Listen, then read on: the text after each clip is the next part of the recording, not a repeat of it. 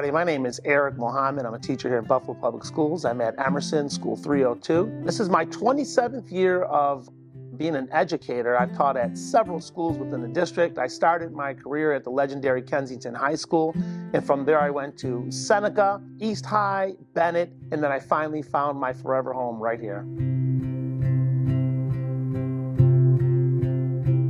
I became a history teacher. I was taking a class at Dewville College. I was a social work major, and I took one history class with a professor named Dr. David Kelly, and I was in his class and enthralled with his stories. He was what I call a truth teller, and after class I came up to him and said, I'd like to take more history classes, and then he told me, did you ever think about becoming a history major? And I said, well, what can I do as a history major? And he said, you can teach. And I said, I never thought about that. And he said, well, now you are thinking about it. Come and see me if that's what you want to do. And the rest is history. My first year teaching, I was actually a substitute teacher, and I was upstairs in an art room, and I got a phone call from a man named Mr. Robert Barton at Kensington High School. He called me downstairs to the office, and he informed me that a social studies teacher had quit. And he had this opening, and he was wondering if I was interested. I wasted no time. I said, yes, sir.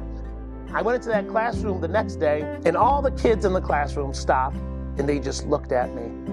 And then I realized, oh my God, I'm a teacher. I have responsibility. And in that first year, I worked so hard to gain their trust, because if a student doesn't trust you, they cannot learn from you.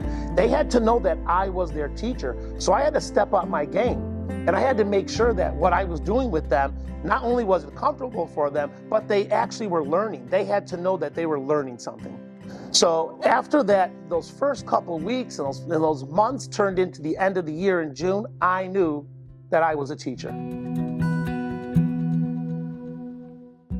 So after all of these years, in this profession as a teacher, like I said, 27 years, I've realized that what really works to get a classroom to learn and to buy into you is, number one, they have to have that trust. It's so important. They have to know that you are teaching them. They have to see value in what they're learning. They also need to see you fail sometimes. And what I mean by that is this: be willing to try different things. Throughout all these years, I have done so many different things. Not everything is successful. Sometimes you're going to fall flat on your face. Sometimes it's going to blow up in your face. Sometimes you might lose a classroom with a certain activity or whatever you're teaching. But the point is this: you tried, and the kids do see that. They'll see that you're trying, and guess what? Use your failure. Use your failures as an opportunity to learn from them. So try everything. Swing for the fences. You will hit one out of the park. Something that has always stuck with me, this has been 22 years now. I taught a course at Kensington High School called Multicultural Studies. I had two sections of it. It was an elective that I created. It was a little bit of everything. And in this course, I was tasked and asked by my principal, the legendary Jerry Horton, if I can somehow put together a Black History program. And of course, I'm I'm all for it. Let's go. I'm going to do it. And I found myself trying to organize 40-something, 50-something students into this show that's going to incorporate music and history and sketches and drama and readings. And I don't have those skills. I learned in that moment to trust the students. I tasked the students with writing screenplays, directing, acting, performing. I turned it over 100% to them. And I just sat back and I watched them. They did such an amazing job. As I said, it's been 21 or 22 years now, and I still remember the kids that were involved in it. Rousing, standing ovation. We had community members there. And I remember distinctly other teachers and people coming up to me and saying to me, what a great job you did, what a great job you did, what a great job you did. And I had to correct every single one of them. I did absolutely nothing. I trusted the students. I gave them ownership. And through that ownership, they produced that show. So that trust works both ways. They will trust you, you trust them. And that's how you build that relationship bond.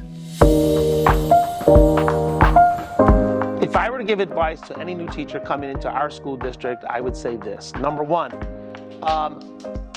prepare yourself to overcome failure and try to fail. You want to be in a position where you try something new. It might not work, but don't be discouraged. You're gonna learn how to get yourself back up. You're gonna learn how to make corrections. You're gonna learn how to move forward.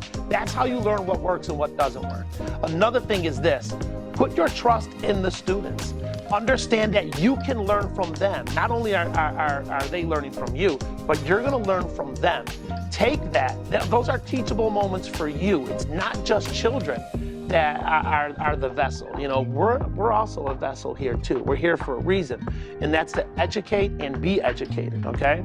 And no matter what, don't give up. Don't give up. Your first few years are going to be extremely difficult. You're going to do a ton of work, but stick with it, because it's going to come to a point where it all comes together. And I can tell you this, that going into my 28th year, I almost have a bittersweet feeling. I feel like I'm just at that sweet spot right now where everything is making sense to me, but at the same time, I know it's coming to an end. And it's not because I don't love teaching anymore. I absolutely love teaching.